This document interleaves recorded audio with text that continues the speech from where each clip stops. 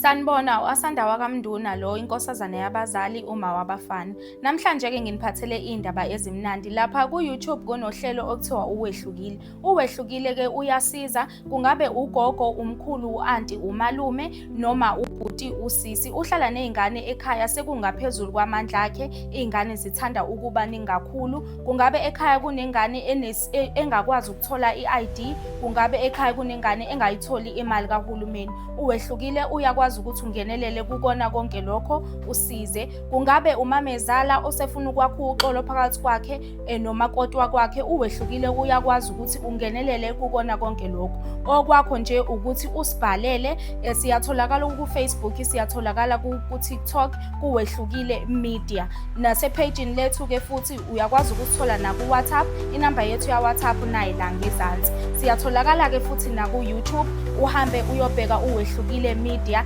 and TV, uyafika laphaya, uyalike, uyasubscribe, uyafollow. Ngiyabonga.